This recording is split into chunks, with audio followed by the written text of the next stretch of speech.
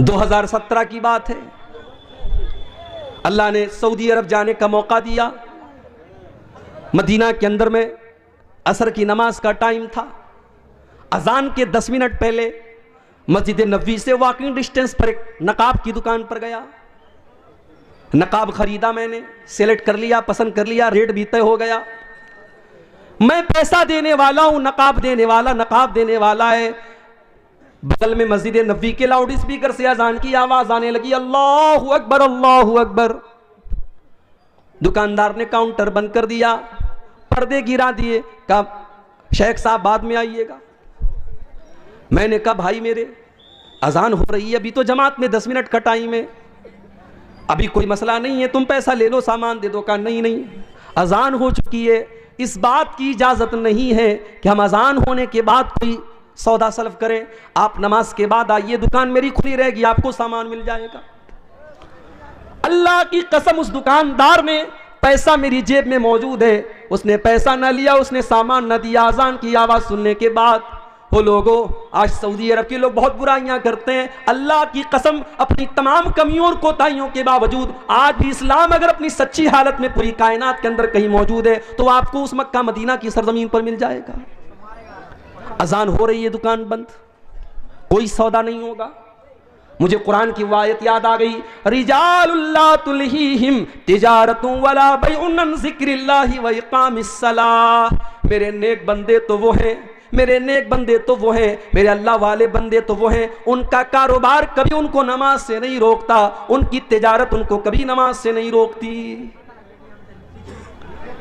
सीमांचल के जलसे मैं बहुत बोल चुका हूं, चैनल वालों से भी कई बार कहा है कि भाइयों इन जलसों को की शक्ल मत बिगाड़ो। आपसे भी बार बार कहता हूं कि इन जलसों की शक्ल न बिगाड़ो। माँ बहनों से बार बार कहता हूं, ये जलसे हैं, ये कुरान और हदीस के नाम पर कायम होते हैं, इन जलसों के तकद्दुस को पामाल न करो। जवान जवान लड़कियां सज धज करके, मेकअप करके, संवर करके इन जलसों में आ रही हैं और ओबाश और बदमाश किस्म के लड़के रास्तों पर घूम रहे हैं। मेरे भाइयों, अगर जलसों का यही मकसद है तो अल्लाह के वास्ते इन जलसों को बंद कर दीजिए। इतने जलसे हो रहे हैं मगर हमारा नौजवान नमाज से आज भी दूर है। अल्लाह ने फरमाया, ला तुल्हिकुम अमवालुकुम वला औलादुकुम अन ज़िक्रिल्लाह। माल के चक्कर में तुम अल्लाह को भूल न जाना, औलाद के चक्कर में तुम अल्लाह को भूल न जाना। और आज अगर कोई अल्लाह को भूल गया, उसकी जिंदगी में सब कुछ है, अल्लाह नहीं है, अल्लाह का जिक्र नहीं है, नमाज नहीं है, अल्लाह को याद नहीं करता है, तो दुनिया में तो जो होगा होगा, आखिरत में क्या होगा।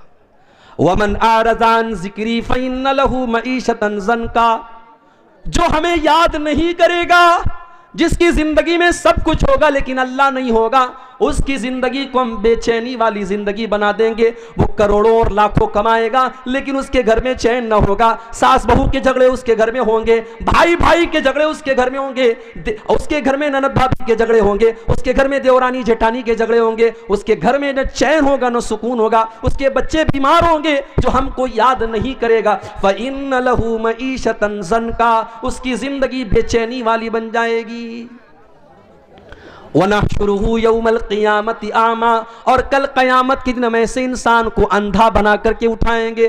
क़ाल रब्बि लिमा हशरतनी आमा, वो कहेगा अल्लाह मैं तो दुनिया में अच्छा खासा देखा करता था, मैं आज अंधा कैसे हो गया। अल्लाह फरमाएगा कज़ालिका तत्का आयातुना फनसीतहा व कज़ालिकल यौम तुनसा। मेरे बंदे, तेरे सामने कुरान की आयतें पढ़ी गई, तेरे सामने नमाज की अहमियत बताई गई, तेरे सामने बेहयाई की बुराई की गई, मगर तू बेहयाई के काम करता रहा, तू नमाज को छोड़ता रहा, तू अल्लाह की याद से गाफिल रहा। जब तू दुनिया में अंधा बन गया तो आज हमने तुझको अंधा बना दिया। तो ये पहली आयत है कि अपने माल और औलाद के चक्कर में अल्लाह को मत भूल। वमन यफ़अल ज़ालिका, और जो माल के चक्कर में अल्लाह को भूल जाएगा, जो औलाद के चक्कर में अल्लाह को भूल जाएगा, फ़उलाइका हुमुल खासिरून, उससे ज्यादा घाटे का सौदा कोई नहीं कर रहा है। हम ये समझ रहे हैं कि साहब हम दुकान कर रहे हैं, नमाज छोड़ करके हमारी दुकान में बड़ी बरकत हो रही, बड़ा पैसा आ रहा है। नहीं, पैसा तो आ रहा है मगर आप घाटे का सौदा कर रहे हैं। जानते हो फायदे का सौदा किसको कहते हैं? आओ एक मिसाल आपको देता हूं, फायदे का सौदा किसको कहते हैं। अल्लाह के नबी अपने साहबा के साथ बैठे हुए, एक सहाबी आते हैं, आए अल्लाह के नबी, मैं अपने बाग की चार दीवारी कर रहा हूं, मेरा खजूरों का बाग है, मैं उसकी बाउंड्री कर रहा हूं, और बाउंड्री करने में मेरे पड़ोसी का एक खजूर का पेड़ आ रहा है, मैं उससे कह रहा हूं कि ये खजूरों का पेड़ तुम मुझे दे दो, लेकिन वो मुझे देने को तैयार नहीं है। नबी अकरम ने उसको बुलाया, कहा भाई ये अपने बाग की बाउंड्री कर रहा है, तुम्हारा एक पेड़ इसकी बाउंड्री के रास्ते में आ रहा है, तुम अपने पेड़ की जो मुनासिब कीमत है दे दो। उसने कहा नहीं, मैं नहीं दे सकता। उसने कहा मैं ये पेड़ नहीं दे सकता। अल्लाह के नबी ने फरमाया कि तो बताओ तुम्हें क्या चाहिए। उसने कहा हाँ, अगर इस एक खजूर के पेड़ के बदले में मुझे पूरा एक बाग दे दिया जाए तो मैं वो बाग के बदले में मैं एक खजूर का पेड़ दे दूंगा। नबी अकरम ने अपने सहाबा से कहा, ऐ मेरे सहाबा, कोई है जो इस पेड़ को खरीद ले, मैं उसको जन्नत की गारंटी देता हूं, इससे बेहतर खजूरों का बाग उसको जन्नत में मिलेगा। कोई है अल्लाह का बंदा जो अपना खजूरों का बाग इसको दे दे और इसका ये पेड़ खरीद ले। एक साहबी खड़े हो गए, उनका नाम था अबू दहदा। उन्होंने कहा अल्लाह के नबी, मेरा एक बहुत बड़ा खजूरों का बाग है, मैं आपको गवाह बना करके कहता हूं कि मैं अपना खजूरों का बाग इसको दे रहा हूं, और इसका वो एक खजूर का पेड़ मैं लेकर के अपने इस सहाबी भाई को दे रहा हूं। सौदा डन हो गया।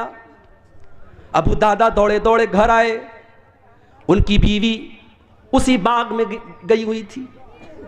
मुस्नद अहमद के अल्फाज हैं, हजरत अबू दादा बाग के दरवाजे पर पहुंचे और बीवी को आवाज दी, ऐ उम्मे दादा, ऐ मेरी बीवी, तुम जल्दी से इस बाग से निकल जाओ, ये बाग मैंने अल्लाह की राह में दे दिया है। ऐ मेरी बीवी, मैंने एक खजूर के पेड़ के बदले में इस बाग को खरीद लिया है, इस बाग को बेच दिया है, और मुझे अल्लाह के नबी ने इस पर जन्नत में इससे बेहतरीन बाग की गारंटी दी है। आज के दौर की औरतें होती तो शौहर की ये बात सुनकर के चार बातें सुनाती कि आपसे बड़ा बेवकूफ कोई नहीं देखा, आपसे बड़ा स्टूपिड कोई नहीं देखा कि आप एक पेड़ के बदले आप इतना बेहतरीन बाग आप बेच करके चले आए। आज की औरतें होती तो चार ताने मार देती। लेकिन मेरी प्यारी माओ बहनों, नबी की सहाबियात की जिंदगी भी क्या जिंदगी थी। उम्मे दादा उस बाग से निकलती हैं और अपने शौहर से कहती हैं, ऐ मेरे शौहर, आपने बड़े फायदे का सौदा किया है, आपने बड़े मुनाफे का सौदा किया है, आपने जन्नत के बाग के बदले अपने बाग को दे दिया है, आपने कोई घाटे का सौदा न किया। ये थे साहबा। एक और साहबी थे, उनका नाम था सुहैब रूमी। हमारे यहाँ शेरशाबादी चलता है, अंसारी चलता है।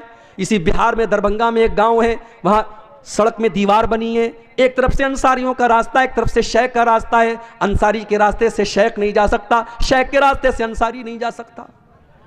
हम तो बिरादरियों में बैठे हुए हैं, ठीक है, बिरादरी है तो है, लेकिन बिरादरी कोई फख्र की चीज नहीं है। शेरशाबादी ये सोचे मैं शेख और अंसारी और खान से अच्छा हूं, खान ये सोचे मैं अंसारी से बेहतर हूं, अंसारी ये सोचे मैं फला से बेहतर हूं। ये इस्लाम की तालीम नहीं है। इन्ना अक्रमकुम इंदल्लाहि अत्काकुम, बिरादरी की बुनियाद पर किसी को कोई इज्जत हासिल नहीं है।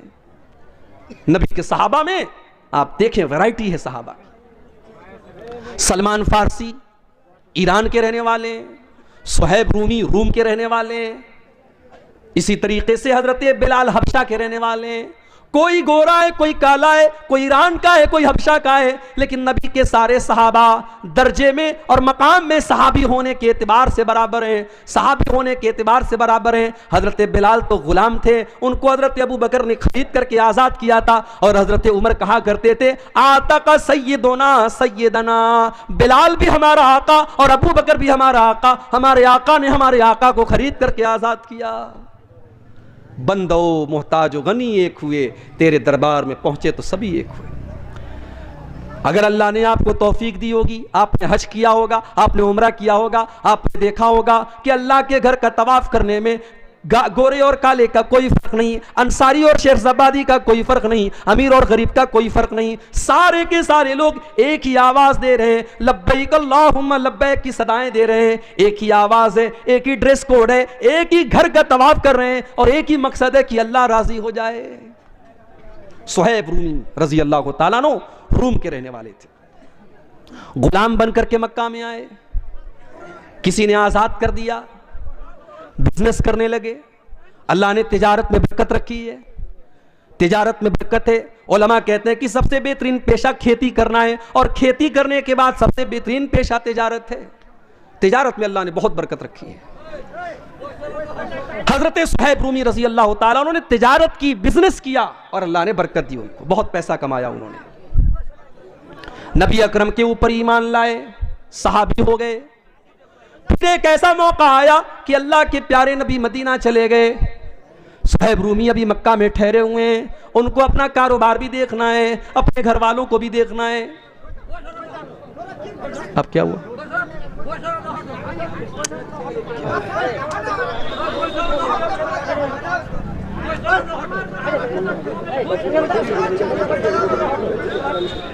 बगैर चिल्लाए भी तो कोई बात हो सकती है। इत्मीनान से सुने और सुनने वाले को सुनने दें, डिस्टर्ब ना करें। किसी का कोई पर्सनल मैटर तो किनारे लेके जाके हल कर ले। आप लोग इत्मीनान रखिए, जैसे सुना हो सुने, इत्मीनान रखिए। सुहैब रूमी रजी अल्लाह ताला अन्हु अपने सारे बिजनेस का सेटअप करते हैं, सारे माल को इकट्ठा करते हैं और तैयारी करते हैं मदीना जाने की। सामान पैक कर लिया, ऊंट तैयार हो गया। सुहैब रूमी मक्का से निकलने लगे। मक्का के काफिरों ने ऊंट की नकेल पकड़ी, कहां जा रहे हो? कहा मैं मदीना जा रहा हूं, यस्रिब जा रहा हूं, अपने नबी के पास जा रहा हूं। मक्का वालों ने कहा सुहैब, हम तुम्हें मदीना न जाने देंगे। तुमने सारी जिंदगी मक्का में रह करके पैसा कमाया और आज चाहते हो कि अपनी सारी कमाई लेकर के तुम मदीना चले जाओ। ऐ सुहैब, कभी ऐसा न होने देंगे। कहा फिर क्या करते हो? कहा हमारे पास बस एक ही ऑप्शन है, तुम अपना सारा माल हमको दे दो, हम तुम्हें मदीना जाने दे देंगे। हो लोगों, माल बड़ी अहम चीज है, मगर अल्लाह से बढ़कर के नहीं है, रसूल से बढ़कर के नहीं है। सुहैब रूमी रजी अल्लाह ताला अन्हु ने एक सेकंड भी नहीं लिया फैसला करने में। कहा मक्का वालों, अगर ये बात है, ले लो मेरा ये सारा माल। सारी जिंदगी की गाड़ी कमाई उनके हवाले कर दिया और खाली हाथ हजरत सुहैब रूमी मदीना चले आए। जब मदीना पहुंचे, फजर की नमाज का टाइम था, अल्लाह के प्यारे नबी नमाज पढ़ा रहे थे। सुहैब रूमी आते हैं और नमाज में शामिल हो जाते हैं। नबी अकरम ने सलाम फेरा, अपने सहाबी पर नजर पड़ी, अल्लाह के नबी खड़े हो गए, अपने सहाबी को गले लगाया। अल्लाह की तरफ से अल्लाह के नबी को बता दिया गया था सारा मामला। नबी ने पहला लफ्ज जो कहा, आपने फरमाया, ऐ सुहैब रबीहतल भैया, रबीहतल भैया, ऐ सुहैब तूने बड़े फायदे का सौदा किया है, तूने कोई घाटे का सौदा न किया, तूने सारी जिंदगी की कमाई को ठोकर मार करके अल्लाह के दीन के लिए तूने कुर्बान कर दिया। ऐ सुहैब तूने बड़े फायदे का सौदा किया है। आज तो करोड़ों कमाने वाला, लाखों कमाने वाला, मस्जिद के अंदर जब चंदा देने की बात आती है तो 5 का सिक्का तलाश करता है, 10 की नोट तलाश करता है। बीवी के लिए शॉपिंग करने के लिए 2000 की नोट निकालता है, बच्चों के शौक के लिए 500 की नोट निकालता है। और बेचारी मस्जिद और मदरसा एक ऐसी चीज है, वहां 10 की नोट आपको ज्यादा मिलेगी। ये हमारे दिल का हाल है मेरे भाई। ला तुल्हिकुम अमवालुकुम वला औलादुकुम अन ज़िक्रिल्लाह। ऐ ईमान वालो, अपने माल के चक्कर में तुम अल्लाह को भूल न जाना, अपनी औलाद के चक्कर में तुम अल्लाह को भूल न जाना। अगर ऐसा करोगे फउलाइका हुमुल खासिरून, तो तुमसे ज्यादा घाटे में कोई न होगा। एक आयत का मतलब मैंने समझा दिया, अब दूसरी आयत का मतलब समझ करके बात खत्म करेंगे हम। वअन्फिकू मिम्मा रज़क़नाकुम मिन क़ब्लि अन यातिया अहदकुमुल मौत। और ऐ ईमान वालो, जो रोजी हमने तुमको दी है उसमें से खर्च करो, सदका करो, ज़कात दो, गरीबों को दो, यतीमों को दो, मदरसों में दो, मस्जिदों में दो, अल्लाह की राह में खर्च करो। कब खर्च करो? कब खर्च करो? बाप मर गया, बाप के मरने के बाद बेटा मस्जिद में चंदा दे रहा है, मैं इसको नाजायज नहीं कहता मेरे भाई, जायज है, मगर बेहतर यह होता कि बाप अपनी जिंदगी में खुद सदका दे करके जाए। मां का इंतकाल हो गया, मां जिंदा थी तो मां के ऊपर आप 10 रुपया खर्च करने के लिए तैयार नहीं थे। मां का इंतकाल हो गया, आप उसकी तरफ से लाखों अल्लाह के घर में दे रहे हैं, ये कोई अच्छी अलामत नहीं है। बेहतर ये होता कि मां की जिंदगी में आप मां की कदर करते। वअन्फिकू मिम्मा रज़क़नाकुम, ऐ ईमान वालो, जो रोजी हमने तुमको दी है तुम उसमें से खर्च करो। मिन क़ब्लि अन यातिया अहदकुमुल मौत, मौत के आने से पहले।